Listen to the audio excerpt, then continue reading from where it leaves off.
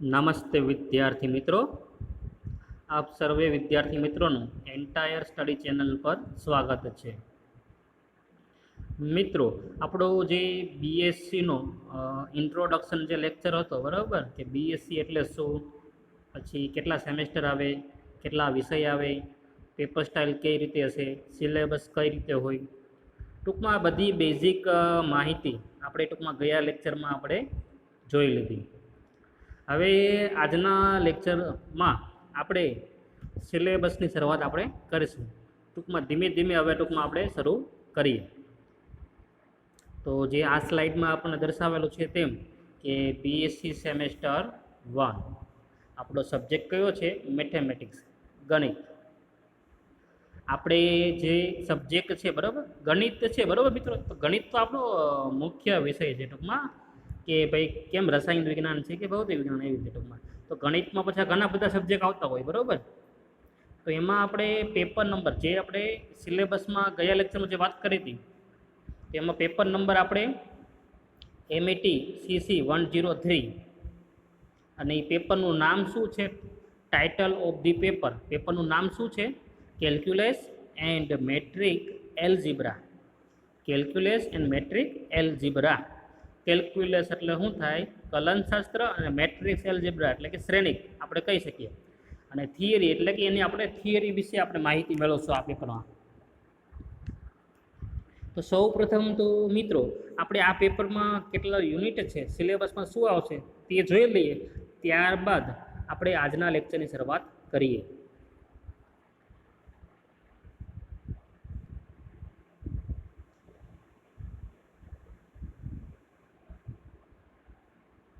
તો હમણાં જેમ કીધું, આપણું સેમેસ્ટર 1 છે. પેપરનું નામ શું છે? પેપર નંબર શું છે?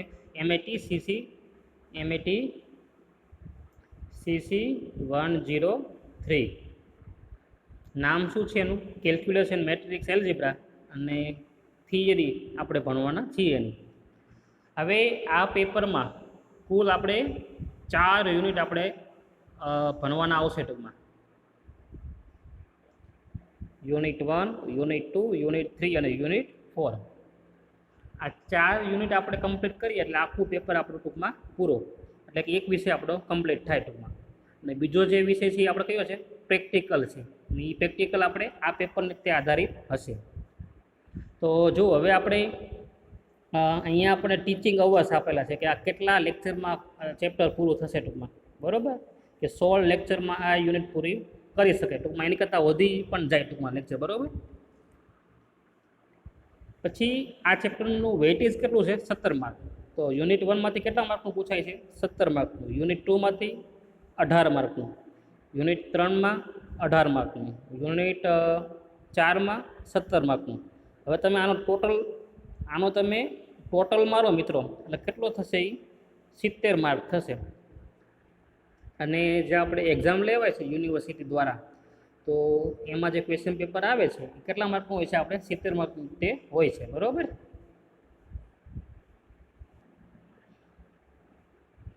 તો આજના લેક્ચરમાં આપણે યુનિટ નંબર 3થી આપણે શરૂઆત કરીશું, બરાબર. તો આ યુનિટ નંબર 3 છે, એમાં આટલા ટોપિક આપણે કવર કરીશું.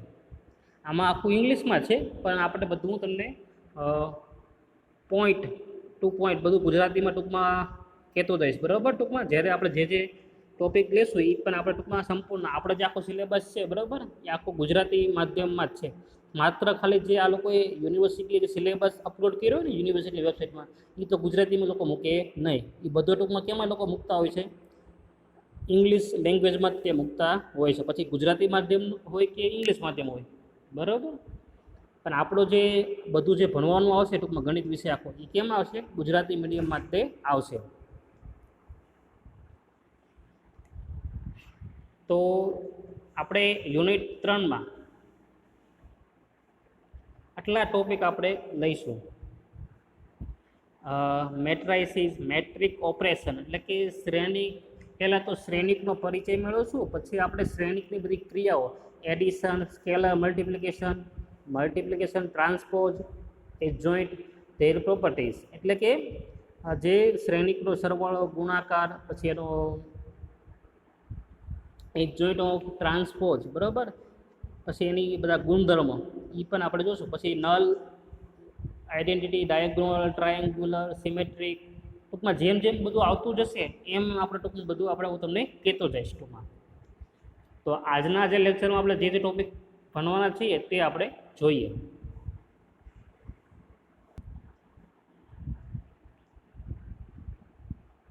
તો અગાઉ જેમ આપણે વાત કરી એમ કે લેક્ચર કેટલામું સોરી યુનિટ કેટલામું છે આપણું? ત્રીજું. આપણે યુનિટનું નામ શું આપી શકીએ? આખા યુનિટમાં બધે આપણે શું આવે છે? શ્રેણિકને લગતું જ તે બધા ટોપિક છે, તો એટલા માટે ચેપ્ટરનું નામ શું આપણે આપી શકીએ? શ્રેણિક. એટલે યુનિટ 3ના ચેપ્ટરનું નામ શું છે? શ્રેણિક. હવે આજના લેક્ચરમાં આપણે આટલા ટોપિક આપણે ભણીશું. પહેલો ટોપિક છે શું? શ્રેણિકનો પરિચય. ત્યારબાદ શૂન્ય શ્રેણિક, ત્યારબાદ વિકર્ણ શ્રેણિક, અને છેલ્લો ટોપિક જે છે એ કયો છે? એકમ શ્રેણિક. તો આટલા ટોપિકની માહિતી આપણે આજના લેક્ચરમાં મેળવીશું.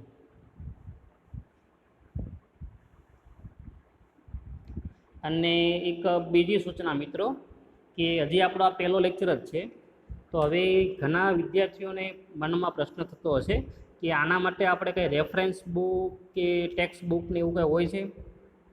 હા, આપણે જ્યારે સિલેબસમાં ચર્ચા કરતો હતો બરાબર, ત્યારે મેં તમને કીધું હતું સિલેબસ પછી કે આ આપણી રેફરન્સ બુકો છે બધી, બરાબર. પણ હવે મેં તમને છેલ્લે એવું પણ કીધું હતું કે રેફરન્સ બુકની જરૂર છે એ નહીં. આપણે જેટલું પણ હું તમને લેક્ચરમાં હું જેટલું કવર કરાવું બરાબર, જે ટોપિક લેવડાવું બરાબર, એ જ ટોપિક ટૂંકમાં તમારે તૈયાર કરવાના રહેશે. ટૂંકમાં એની બહારનું કાંઈ પૂછાતું નથી. આ પહેલી વાત. બીજી વાત શું છે કે આ જેટલા પણ આપણે લેક્ચર લઈએ છીએ બરાબર, જેટલા ટોપિક આપણે લઈએ છીએ, જેટલા દાખલાઓ ગણાવું છું, ટૂંકમાં એ બધાની જે હું લેક્ચરમાં કરાવું બધાની ટૂંકમાં માહિતી ટૂંકમાં એક સરસ મજાની એક બુક બનાવજો બરાબર. કારણ કે એ બધા લેક્ચર જે હું લઉં છું બરાબર, એ બધા ટોપિક ટૂંકમાં એ બુકમાં તમે ટાઈમસર લખતા રહેજો. અને છેલ્લે ટૂંકમાં આપણે જ્યારે એક્ઝામ આવે ત્યારે ટૂંકમાં એ જ તે બુક આપણા માટે મટીરિયલ કહો કે આપણી ટેક્સ્ટ બુક કહો કે જે તમે કહો એ બરાબર, એ જ તે આપણું રહેશે ટૂંકમાં. એમાંથી ટૂંકમાં આખું પેપર આપણું યુનિવર્સિટીનું ટૂંકમાં નીકળતું હોય છે. એટલે આ જે મેં વાત કરી ખૂબ મહત્ત્વની છે. એટલે કે આ પહેલો લેક્ચર છે આપણો સિલેબસનો, સોરી યુનિટનો. તો આપણે અત્યારથી તે આપણી એક સરસ બુક બનાવીએ એટલે કાંઈ વાંધો આવે નહીં. રોજનું રોજ કરીએ તો આપણા માટે સારું છે ટૂંકમાં. અને મટીરિયલ તો આપણે વોટ્સએપ ગ્રુપમાં હું PDF સ્વરૂપમાં મૂકતો રહીશ. અને કંઈ પણ ડાઉટ હોય તો તમે મને વ્યક્તિગત પણ પૂછી શકો છો. તો આજના લેક્ચરમાં એટલા ટોપિક આપણે આટલા ટોપિક આપણે કવર કરીશું.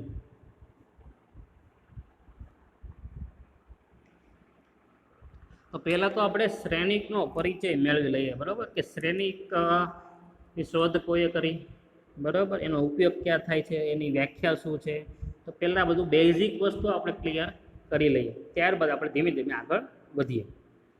તો શ્રેણિકની શોધ કોને કરી? કેલી નામના વૈજ્ઞાનિકે સૌપ્રથમ શ્રેણિક શોધ્યું હતું. જે કેલી નામનો જે ગણિતશાસ્ત્રી હતો, તે ગણિતશાસ્ત્રીએ સૌપ્રથમ શ્રેણિકની શોધ કરેલી.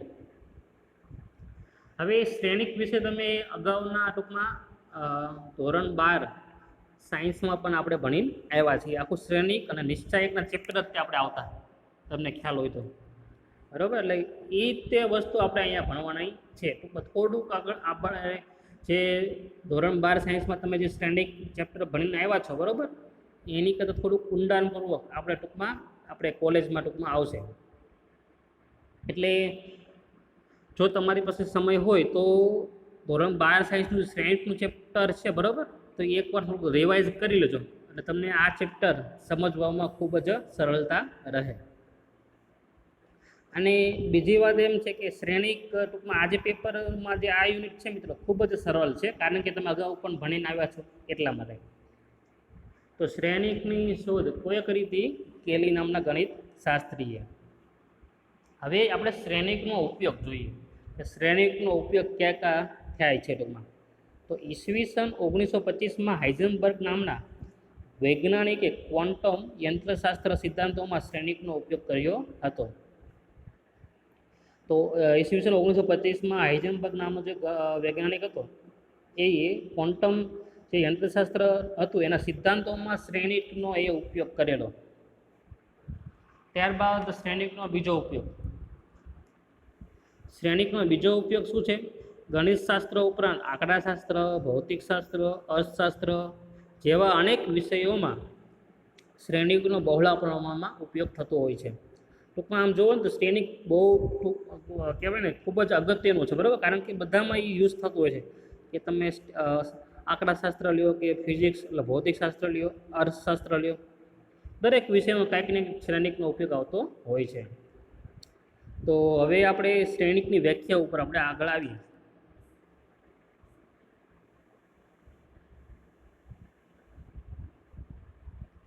તો શ્રેણિકની વ્યાખ્યા. ધારો કે m ઘટકો અને n ઘટકોથી બનતી હાર અને સ્તંભની સુવ્યવસ્થિત ગોઠવણી કરતા બનતા લંબચોરસને m ક્રોસ n પ્રકારનો શ્રેણિક કહેવાય છે. અને તેને સંકેતમાં a equal to aij m cross n વડે દર્શાવાય છે. ખૂબ સરસ. જો હવે આપણે વ્યાખ્યા જે ખૂબ ટૂંકમાં સરળ છે. ટૂંકમાં જુઓ શું કીધું છે આપણે? m ઘટક અને n ઘટકો લેવાના છે. એટલે m અને n ઘટકો આપણે લેવાના છે. તો એ m અને n ઘટકોથી બનતી હાર, આ m એટલે આપણે શું લેશું? હાર. અને n એટલે શું લેશું? આપણે સ્તંભ તરીકે લેશું. હાર અને સ્તંભ તો તમને સમજાતા હશે, બરાબર. તો m ઘટકો અને n ઘટકોથી બનતી હાર અને સ્તંભની સુવ્યવસ્થિત ગોઠવણી. એટલે હાર અને સ્તંભની આપણે જે સુવ્યવસ્થિત ગોઠવણી કરીએ તો એ ગોઠવણી કર્યા બાદ જે આપણે લંબચોરસ મળે છે એને આપણે m ક્રોસ n પ્રકારનો શ્રેણિક આપણે કહીશું, બરાબર. અને એને સંકેતમાં આપણે દર્શાવવો હોય મિત્રો તો આપણે capital A equal to aij m cross n રીતે આપણે દર્શાવી શકીએ. હવે શ્રેણિક આપણે અહીંયા આપણે એ છે એવું જરૂર નથી, તમે બી પણ લઈ શકો, સી પણ લઈ શકો, ડી પણ લઈ શકો, બરાબર. આ તો ખાલી એક ઉદાહરણ સ્વરૂપે આપણે કેપિટલ એ લીધેલો છે. તો જે આ પ્રકારના જે શ્રેણિક હોય એને આપણે ટૂંકમાં આ પ્રકારનો શ્રેણિક હોય છે, બરાબર, લંબચોરસ ગોઠવણી. તો એમાં શ્રેણિકમાં શું હોય છે? એક તો હાર હોય છે અને સ્તંભ હોય, બરાબર. એની સુવ્યવસ્થિત આપણે ગોઠવણી કરતા બનતા લંબચોરસને આપણે m ક્રોસ m પ્રકારનો શ્રેણિક કહીએ છીએ. તો હવે એને આપણે શ્રેણિકમાં કઈ રીતે દર્શાવાય તે હવે આપણે જોઈએ.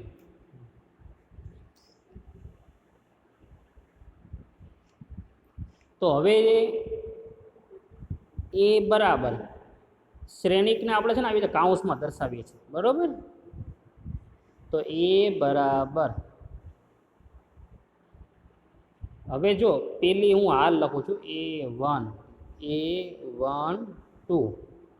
હવે બીજી એક સ્પષ્ટતા કરી દઉં કે હું એક a13 લઉં, બરાબર. આને આપણે વાંચવું હોય તો કેમ વચાય કે જે આ ઘટક ક્યાં આવેલો હશે ભાઈ? a13. તો પેલી હાર 1, આ જે પેલો જે ડિજિટ બતાવે ને એ શું બતાવે? હાર બતાવે. બીજો જે હોય શું બતાવે? સ્તંભ બતાવે. તો જે આ ઘટક આવેલો છે, બરાબર, એ કેમાં આવેલો છે? પેલી હાર અને ત્રીજા સ્તંભમાં આવેલો છે. એટલે કે એ આપણે a11 તો એ પેલી હાર અને પેલો સ્તંભ. પછી એવી રીતે આ જે છે મિત્રો એ તો શું છે? પેલી હાર જ છે. પછી આ બીજી હાર, પછી એવી ત્રીજી હાર, એવી રીતે આગળ ચાલ્યા કરે ને એવી રીતે આપણને mમી હાર મળશે. આ પહેલો સ્તંભ, આ બીજો સ્તંભ, આ ત્રીજો સ્તંભ અને આ nમો સ્તંભ. તો હવે તમને સ્પષ્ટ થઈ ગયું હશે. તો a11 એટલે કે પહેલી હાર એટલે પહેલો સ્તંભ. તો પછી એનો ઘટક શું આવતો હશે? પહેલી હાર. હાર તો બધામાં કેવી રહેશે? ફિક્સ રહેશે. જો 1 જ છે બધે, ખાલી સ્તંભ બદલાતા રહેશે. કારણ કે હારમાં તો હાર પહેલી હાર જ છે એટલા માટે. તો a11 પછી શું આવે? a12 આવે. પછી શું આવે? a13. પછી શું આવે? a14 આવે. છેલ્લે શું આવશે? a1n આવશે. આ પહેલી હાર કમ્પ્લીટ. એવી રીતે બીજી હાર, તો બીજી હાર લ્યો તો બધામાં હાર તો કેવી રીતે ફિક્સ રહેશે, ખાલી સ્તંભ બદલાતા રહે. તો A21, A22, A23, A2n, એવી રીતે આગળ તમે ચાલ્યા કરો, બરાબર. તો છેલ્લે આપણને આવી એક હાર મળશે AM1. હવે જો મિત્રો અહીંયા ખાસ ધ્યાન રાખજો, AM1 તો હાર તો એમમી છે, બરાબર. હાર કેટલામી છે? એમમી. પરંતુ સ્તંભ તો બદલાતા રહેશે ને, 1 2 3 એમ. છેલ્લે આપણને શું મળશે? AMN મળશે આપણને છેલ્લો ઘટક. એટલે કે આ જે ઘટક છે એ એમમી હાર અને એનના સ્તંભમાં આવેલો હશે. ટૂંકમાં ઇન શોર્ટ, ટૂંકમાં તમારે યાદ રાખવું હોય તો શું યાદ રાખવાનું કે AM તો પહેલો જે ઘટક હોય ને એ શું દર્શાવે? હાર દર્શાવે. આ જે હોય એ શું દર્શાવે? સ્તંભ દર્શાવે. એટલો ખ્યાલ આવી ગયો ટૂંકમાં. હવે આપણે આગળ વધીએ. અને આજે મિત્રો શ્રેણિક છે એ કયો શ્રેણિક છે? અહીંયા લખવું હોય તો શું લખાય? M cross N. M cross N પ્રકારનો શ્રેણિક છે. એટલે સફિક્સ આપણે શ્રેણિકની નીચે આપણે આવું લખી શકીએ M ક્રોસ N, બરાબર. એટલે એ લખવાનું જ છે ટૂંકમાં M ક્રોસ N. હવે આપણે આગળ વધીએ.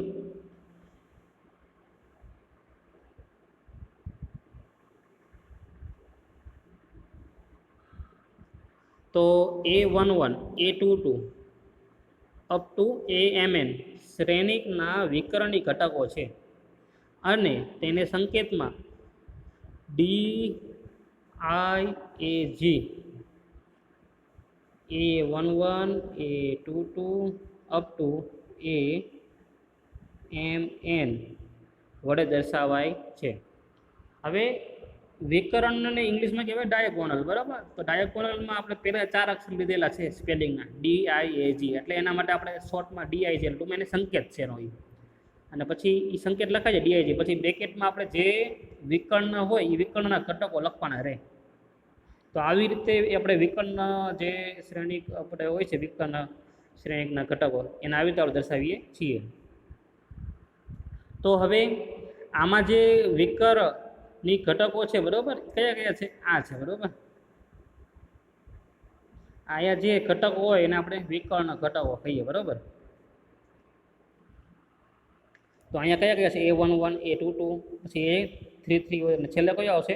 AMN આવશે. તો એ ખ્યાલ આવી ગયો વિકર્ણની ઘટક કઈ રીતે મેળવાય છે. ટૂંકમાં અહીંયા જે હોય ને એ આપણા વિકર્ણી ઘટકો કહેવાય.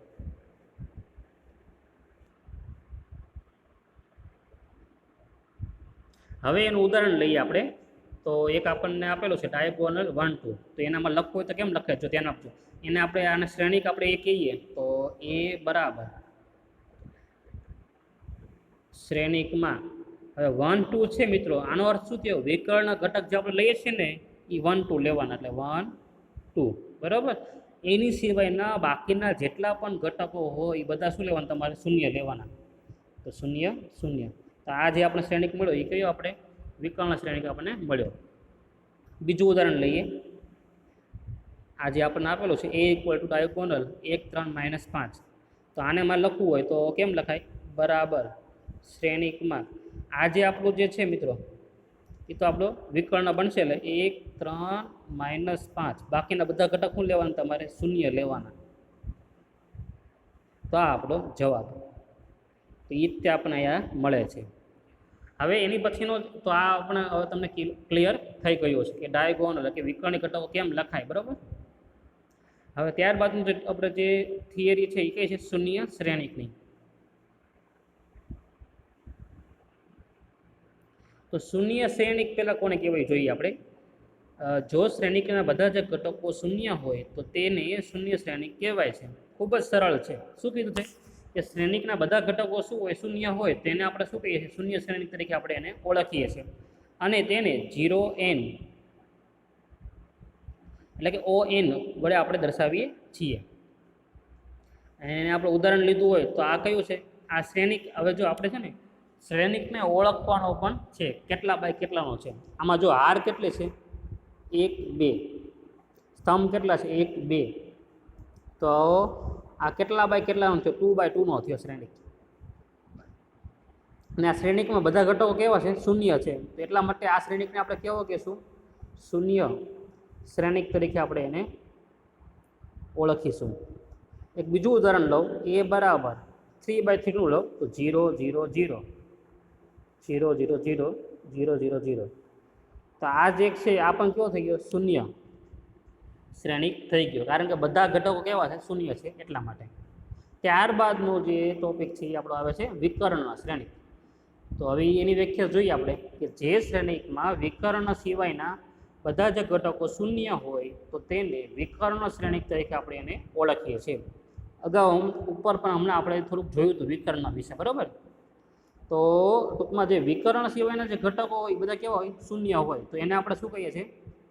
વિકર્ણ શ્રેણિક તરીકે આપણે એને ઓળખીએ છીએ. કે જે શ્રેણિકમાં વિકર્ણ સિવાયના બધા જ ઘટકો શૂન્ય હોય તો તેને વિકર્ણ શ્રેણિક આપણે કહીએ છીએ. એક બીજું ઉદાહરણ લો, 2/2 નું 2 3 0 0. તો આને પણ શું કહેવાય? વિકર્ણ શ્રેણિક કહેવાય, કારણ કે વિકર્ણ સિવાયના બધા ઘટકો કેવા છે? શૂન્ય છે એટલા માટે. આ 2/2 નો છે ઉદાહરણ, આ કોનું છે? 3/3 નું છે. હવે આપણે જે લેક્ચરનો છેલ્લો ટોપિક શું છે? એકમ શ્રેણિક. ઇંગ્લિશમાં કેવું હોય તો આઈડેન્ટિટી મેટ્રિક્સ. તો એકમ શ્રેણિક કોને કહેવાય? એટલે કે વ્યાખ્યા જોઈ કે જો શ્રેણિકના વિકર્ણના ઘટકો 1 હોય અને બાકીના ઘટકો શૂન્ય હોય તો તેવા શ્રેણિકને એકમ શ્રેણિક કહે છે અને તેને IN વડે આપણે દર્શાવીએ છીએ. ખૂબ જ સરળ વ્યાખ્યા છે. અગાઉ પણ 12 સાયન્સનું શ્રેણિકના ચેપ્ટરમાં પણ આ બધી વસ્તુ જણાવેલી જ છે, બરાબર? આ ખાલી આપણે રિવિઝન જ કરીએ છીએ એક પ્રકારે જોઈએ તો. ટૂંકમાં એકમ શ્રેણિક કોને કહેવાય? કે એમાં જે વિકર્ણ ઘટકો હોય એ બધા કેવા હોય? 1 હોય અને બાકીના બધા ઘટકો કેવા હોય? શૂન્ય હોય. તો એને આપણે શું કહીએ છીએ? એકમ શ્રેણિક તરીકે આપણે એને ઓળખીએ છીએ અને એને આપણે IN વડે આપણે દર્શાવીએ છીએ. અહીંયા 3/3 નું ઉદાહરણ આપેલું છે. આપણે હજી એક ઉદાહરણ 2/2 નું લઈએ તો 1 1 0 0. તો આ જે એકમ શ્રેણિક છે એ કેવા પ્રકારનો એકમ શ્રેણિક છે? I2 પ્રકારનો. કારણ કે હવે I2 છે મિત્રો, તો 2 નો અર્થ એમ થયો કે આમાં કેટલા બાય કેટલાનો છે? આ 2/2 નો હશે. આ જે છે એ કયો કહેવાય? I3 કહેવાય, 3/3 નો, બરાબર? તો એ તમને આઈડિયા આવી ગયો હશે. ટૂંકમાં એકમ શ્રેણિકમાં શું હોય કે એમાં જે વિકર્ણનો ઘટક લઈએ છીએ કેવો હોય? 1 હોય અને બાકીના ઘટક બધા કેવા હોય? શૂન્ય હોય. તો તમને ખ્યાલ આવી ગયો હશે.